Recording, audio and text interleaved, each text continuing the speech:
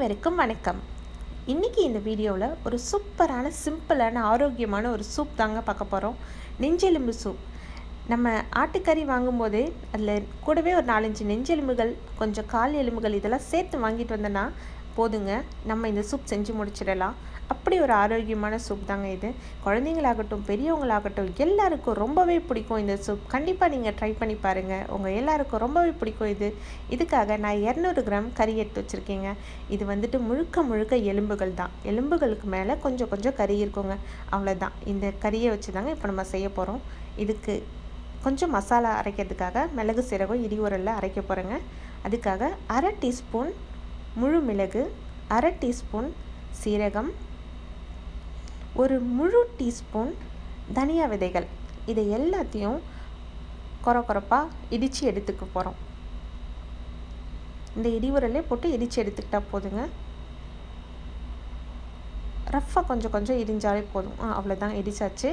இப்போ இது கூட ஒரு 7 பல் பூண்டு, அதையும் சேர்த்து தட்டி எடுத்துக்கலாம். இப்போ எல்லாத்தையும் தட்டி எடுத்தாச்சு. இப்போ ஒரு ப்ரெஷர் குக்கரில் நான் எடுத்து வச்சுருக்க எல்லா எலும்புகளையும் போட்டு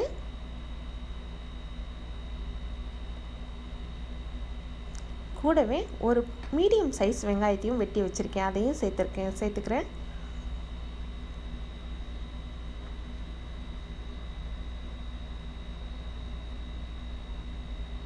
ஒரு சின்ன தக்காளி, மீடியம் சைஸ் வெங்காயம், ஒரு சின்ன தக்காளி, அவ்வளோதாங்க நான் சேர்த்துருக்கிறது. ப்ளஸ்ஸு 1/4 டீஸ்பூன் சோம்பு,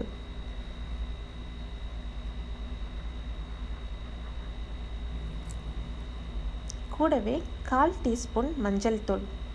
கவுச்சி ஸ்மெல் எதுவும் இழுக்காமல் வைக்கிறதுக்காக கொஞ்சம் மஞ்சள் தூள் போட்டுக்கிறோம். இப்போ இடித்து வச்சுருக்க இந்த மிளகு, சீரகம், தனியா இதை பவுடரை சேர்த்துக்கிறோம். ரசம் வைக்கும்போது நம்ம எப்படி மிளகு, சீரகம், பூண்டு எல்லாம் இடித்து சேர்ப்போமோ அதே ஃபார்முலா தாங்க இதுக்கும். அதையும் இடித்து எல்லாத்தையும் ஒன்று சேர்த்தாச்சு. கூடவே கொத்தமல்லி தழை. சிலர் கொத்தமல்லி போடுறத விரும்ப மாட்டாங்க, இறக்கின உடனே போடணும்னு நினைப்பாங்க. சிலர் வேக வைக்கும்போது போடணும்னு நினைப்பாங்க. அது உங்களோட விருப்பம், எப்படி பிடிக்குதோ அப்படி சேர்த்துக்கலாம்.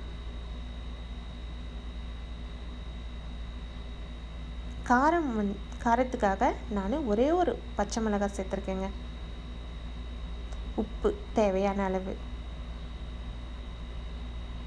உப்பு கம்மியாகவே சேர்த்துக்கோங்க, ரொம்ப அதிகமாக சேர்த்துட்டோன்னா கரிப்பாயிடும். ஏன்னா நம்ம இதை இறக்கிட்டு கூட கடைசியாக சர்வ் பண்ணும்போது கூட உப்பு பார்த்து நம்ம சேர்த்துக்கலாம். எண்ணெய் எதுவுமே சேர்க்கலை. இப்போ தான் நான் எண்ணெய் ஒரே ஒரு டீஸ்பூன் வந்துட்டு நல்லெண்ணெய் சேர்த்துருக்கேன். ஒரே ஒரு டீஸ்பூன் நல்லெண்ணெய் தான் சேர்த்துருக்கேன். தண்ணி வந்து நல்ல ஒரு 300 ml அளவுக்கு தண்ணி நிறையா வச்சு இது பண்ணிக்கோங்க. 200 கிராம் எலும்புகளுக்கு ஒரு 300 கிராம் தண்ணி தாராளமாக கரெக்டாக இருக்குங்க. 300 ml கரெக்டாக இருக்கும்.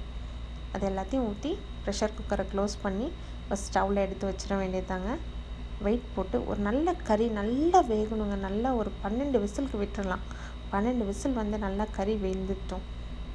அந்த எலும்பு கறி எல்லாம் அதில் இருக்க எண்ணெய் எல்லாம் இறங்கணும். அந்த அளவுக்கு நல்லா குக் ஆகணும். ஓப்பன் பண்ணிடலாம். நம்மளோட சூப்பராக ரெடி ஆகிடுச்சு பாருங்கள். அந்த எண்ணெய் எல்லாம் பிரிஞ்சு அவ்வளோ சூப்பராக நல்லா டேஸ்டியாக ரெடி ஆகிருக்கு பாருங்கள். கண்டிப்பாக நீங்கள் உங்கள் வீட்டில் ட்ரை பண்ணி பாருங்கள். இந்த வீடியோ உங்களுக்கு பிடிச்சிருந்துச்சுன்னா நம்ம சேனலுக்கு சப்ஸ்கிரைப் பண்ணுங்கள். இது போல் மேலும் பல வீடியோக்களையும் நீங்கள் பார்க்கலாம்.